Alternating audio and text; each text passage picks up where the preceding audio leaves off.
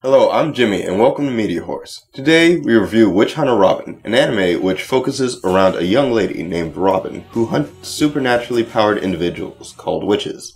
So let's see if this anime can sink or swim as I throw it to the round table. This show actually has quite a few main characters, but the most prominent of which is our witch, Robin. A witch who's not a witch. Yes, apparently she's called a crafter, which is a fucking witch. Yeah, but she's our witch. She's the pyrokinetic lead for the series. She's a 15-year-old girl who had been living in Italy prior to the start of this show, and, by extension, prior to her joining the STNJ. She's also partnered with the emo dude. Amon, our Crispin Freeman character.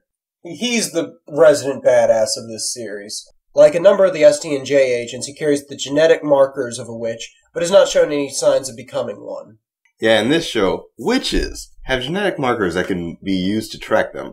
But we'll get back to that later. We also have Haruto. He's a young dude who attempts to step into Amon's shoes later in the series.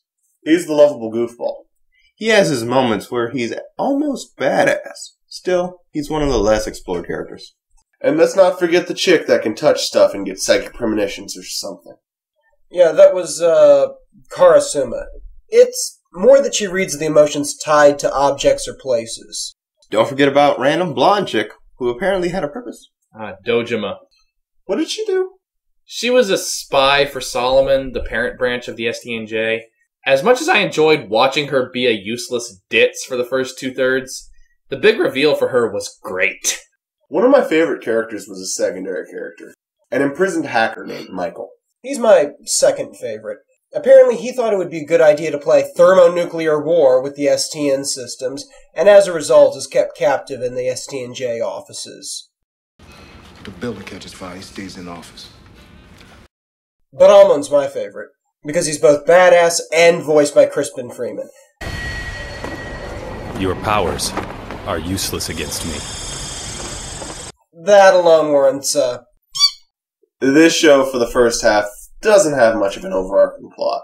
It's like a cop show where they hunt witches instead of criminals. I want to see how this investigation develops, in case signs of a witch show up. Except the guns are completely useless. Couldn't I just soak some beanbags in Orvo and launch it at people? No, it doesn't work that way. One of my major issues with the show was that they never really set up the nature of the setting. I've tried to figure out whether it's supposed to take place now or in the future. No, they don't really establish a time. I agree. They should have tried to establish the mythos better in the first half. It gives you a few details of the STNJ, but I never got a feel for the structure of it. It always really bothered me that the modus operandi of this series is unanswered questions. Every answered question makes you ask more, and it just escalates until you're utterly lost. I just want to say, we may be complaining a lot, but we enjoyed this series. My main problem with the lack of information given is that it just leaves you confused. I have no problem with questions because it gets you invested in the story. But when you get to the last episode and you don't answer any of the questions you raised, I get annoyed. I'd have to say that the questions didn't bother me. It enthralled me all the more. Every time I felt I was getting closer and closer to the plot, and I wasn't that bothered by it at all. If I had to combine all my complaints into one complaint about the show, is that the show didn't really seem to define itself. It felt kind of like the color gray. From the color palette to the score, everything seemed to take place in a somewhat drab middle ground. I had no problem with the gray color palette. It had a kind of noir feel. Combined with the art style, it made for some great fight scenes. I can understand having unanswered questions, but there is no excuse for the ending. I didn't mind the noir feel. I'm just saying it had a tendency to accent the occasional blandness of the show's approach. I don't usually have problems with questions, because that can draw you in when it's done effectively. In my opinion, it wasn't done effectively. Not enough of my questions were answered. I still don't know how Orbo works. I don't know how witches' powers work. That's not a good thing. We have witches using runic circles, we have witches throwing around spells, we have witches using foci. We don't even know where witches come from. Just God did it, potentially. Magic! Science! They don't even explain much of anything about the Orbo. We're forced to figure out that those cross things that they wear are Orbo. They just punch you in and say, figure it out, rookie! That's another thing. We don't have an audience proxy at all. I would love someone to walk in and ask, what the fuck is going on? Who's the STNJ? Who set up the STN? Why the hell are they policing these witches? Why aren't regular cops just going out and shooting them in the head? Who the hell is responsible for these guys? Who are their bosses? Who came up with Orbo? Who came up with the great idea to... It seems like a few of your questions can be answered. The cops don't fight them because they suck. That's a cop-out. They also show that the witch powers are linked to genetics. Then how do they have magic? Apparently it's in their genes, motherfucker. Why are you asking questions? That's another problem. When you're talking about genetics, you're talking about hereditary superpowers. Which means that the witches are the X-Men and the ST&J are Weapon X? Hey, I'm on, buddy. It's me, Deadpool.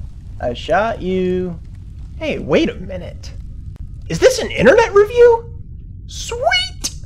I give it a turd blossom. Speaking of which, our main character has an ability commonly known as pyrokinesis. She can turn your ass to ash before you take a step. And now for one or two explanations of pyrokinesis. Pyrokinetics cause air particles in a limited area to move at high speed, heating them until they cause flame. Whether or not they can initiate it, they direct the fire by adjusting the atmospheric content in, well, order to direct it. Who are you, who are so wise in the ways of science? I rather like the disadvantage they gave Robin in relation to her powers. I thought it was cute. I especially love that they gave her half-moon spectacles to fix it. To be specific, using her power makes her eyesight terrible. So they fix it by giving her glasses that say, help.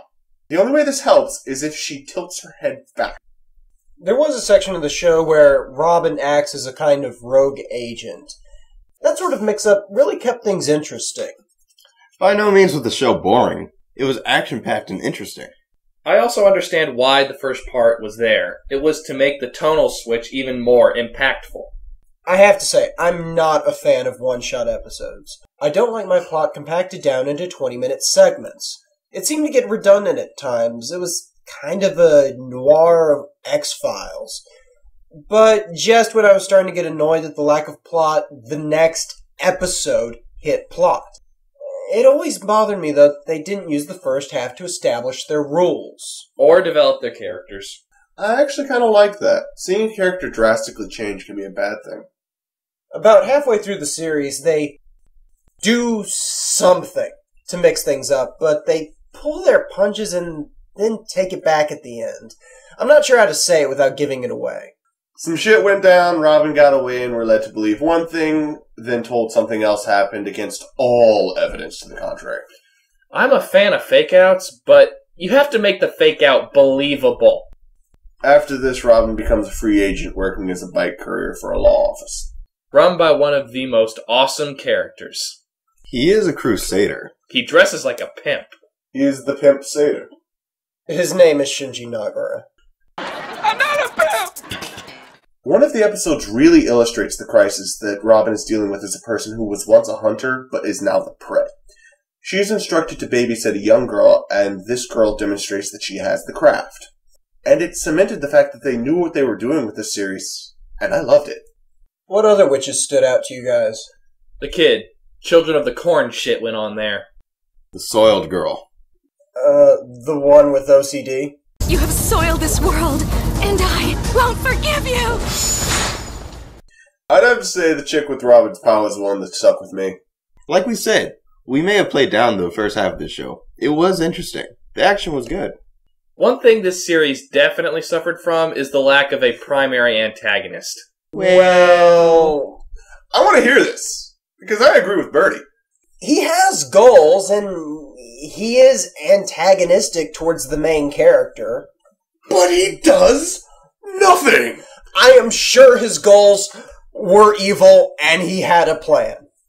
If there was a puppet master, I have to admit that I don't understand most of his strings. I don't understand the STN. I don't understand the Vatican's connection to this world. This is the second series with the Vatican as a power play in a supernatural world. Next time, we review The Vatican versus the World. It's called Religulous. But who was your favorite character, besides Amon? Haruto. He was underplayed, but he manned up. Michael. He was cool, and he felt like he was forced into the situation that he was in. Dojima. Wait, no. Coffee shop master. He's always there giving advice and making things make some semblance of sense. You know who's more fun than Dojima? Chief Inspector Kosuka. Hitler? Yeah, Hitler was awesome. Oh, wait. I'd have to say my favorite character was the pimp satyr, Shinji Nagira. It's rare to see a character dressed like that, acting so stupid, but still be so smart. I like this show. It was well written, even the boring parts were extremely interesting. Halfway through, they changed to a better direction. It was the right route. The ending was well concluded, and though it didn't answer all my questions, I felt satisfied. Because of that, I'll give it a bargain bin. 7 out of 10. I really liked this series. I liked the atmosphere, and I liked the characters. The noir style was really fun. I got into this when I was at an age that I didn't enjoy the story-driven anime, so I loved it. Sadly, on rewatch, I realized just how many questions were left unanswered, and that dropped it a few points. I have to give it a bargain bin. This sucked. 1 out of 10. Just kidding. I thoroughly enjoyed this series. I actually liked all of the characters, which is shocking since some of the characters seem to be the type where I would tell them to shut the fuck up. My only real problem is that no one questions anything till shit hits the fan. There are a lot of questions that are left unanswered, and I hate that. I ask a lot of stupid questions. My compatriots can account for quite a few of them. Stop counting them on your fingers. You'll need to take off your shoes if you want to try to count that high. So I have to give this show 7 out of 10. Bargain bin. I'll have to admit, on rewatch, this show started to drag. I like the characters, the dub is excellent, and the opening song is possibly the part that I enjoy most about this show. I do have issues with its pacing. It tends to favor slow pacing, and the early episodes are episodic, and that started to drag for me. Ultimately, I could see myself getting this from a bargain bin, though. 7 out of 10. With 4 bargain bins, the MediaWhorz unanimous rating is bargain bin. So, with that, the SCNJ has challenged us to a paintball match, and we shall succeed. You know that it would be untrue. You know that I would be a liar if I was to say to you, girl, we couldn't get much higher. Come on, baby, light my fire. Strike a pose.